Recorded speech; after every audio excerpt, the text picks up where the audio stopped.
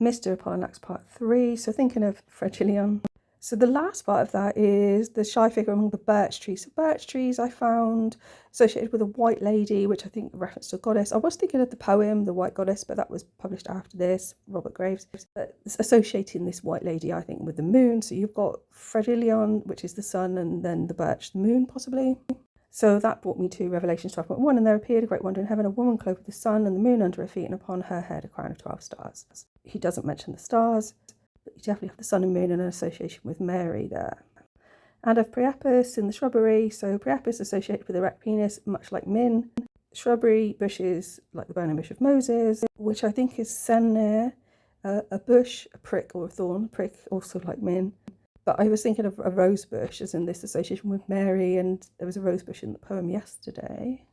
Gaping at the lady in the swing, so gaping as in staring and stairs possibly, a staircase. Gaping also hollow, which links to the Hollow Men poem, which I haven't looked at closely yet. Also gaping as in a wound of the Fisher King.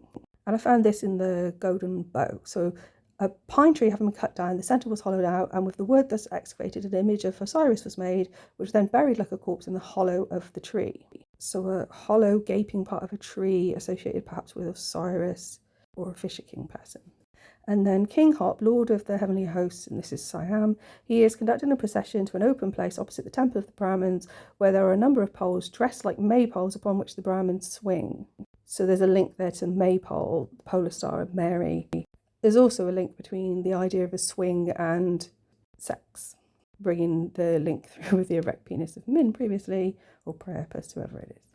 In the palace of Mrs. Flaccus at Professor Channing Cheetah's, so I didn't get much for the Flaccus, I was thinking of Flaccid, so maybe somebody who's a spinster character, perhaps. With Channing Cheetah, I was thinking this cheetah links to cats, like his whole Old Possums book. Oh, and Flaccus, I was thinking of Bacchus, because it rhymes, that's all. So then on a website I was looking at, there was an article, so Professor Edward Channing could be a candidate, received his doctorate from Harvard and spent the rest of his life in the structure professor. I didn't actually even look into him. So William Ellery Channing was one of the founders of Unitarianism, so I was a little bit more interested in that, sort of part of this mystical union between mystical and rational religious interests, which may or may not have been discussed at some of these seminars that they attended. But at a conversation at Faber and Faber meeting one day, Eliot was asked, I can't remember the name of the person, who Professor and Mrs. Chan were, and he said they were Professor and Mrs. Schofield. So of note, her middle name was Lyon. Her first name is Mary. She graduated from Dana Hall Wellesley College, first married Charles Payne Cheney, so it may relate to her former husband. Have more?